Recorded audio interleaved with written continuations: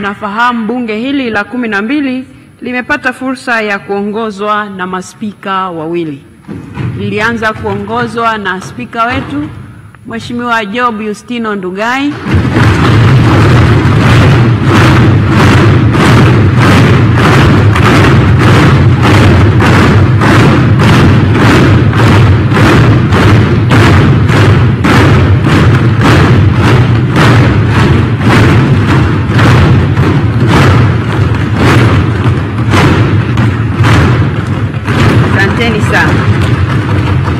kisha nikapata nafasi mimi ya kumpokea kijiti. Leo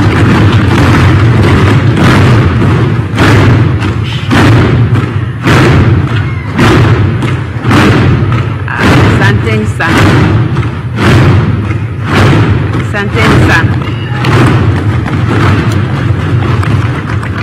Na leo ilikuwa apate fursa ya kuzungumza nanyi, lakini amesema kwa kuwa wewe utazungumza, basi utazungumza utakayosema ya bunge zima hili la 12. Mheshimiwa Ndugai, tunakushukuru sana kwa utumishi wako kwa bunge hili, kwa sehemu ambayo uliweza kuhudumu kwenye nafasi ya spika. Nawe tunakutakia kila laheri katika yaliyo mbele yako. Asante sana.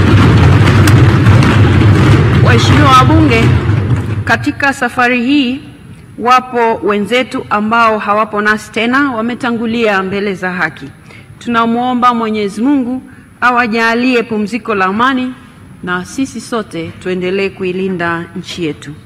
Waheshimiwa wabunge, mnamo tarehe 15 mwezi wa 6 2020 nilipata heshima ya kusimama mbele yenu kama naibu spika, nikiwasilisha salamu zangu baada ya kuhitimishwa kwa mjadala wa bajeti kuu ya serikali wa mwaka 2020-2021.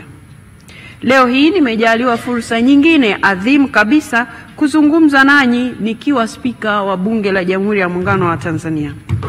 Naendelea kutoa shukurani za dhati kabisa kwa heshima kubwa mlionipa ya kuwatumikia kama spika kwa takriban miaka 4.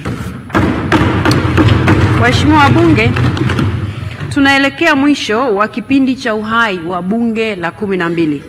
Hiki ni kipindi cha kutazama nyuma na kutafakari mambo mengi tulioyatekeleza kwa pamoja kama bunge na kama wawakilishi wa wananchi katika majimbo yetu, katika mikoa yetu, kwa wale wa viti maalum.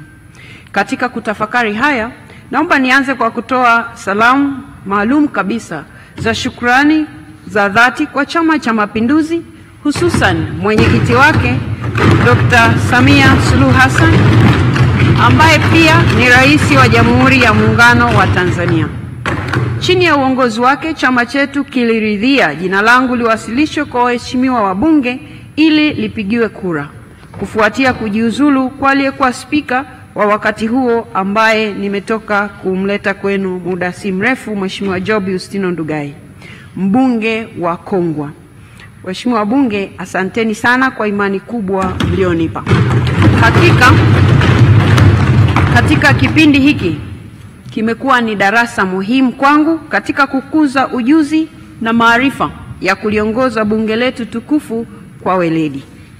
Waheshimiwa wabunge, napenda pia kutoa shukrani zangu za dhati kabisa kwa Mheshimiwa Kassim Majaliwa, Waziri Mkuu wa Jamhuri ya Muungano wa Tanzania,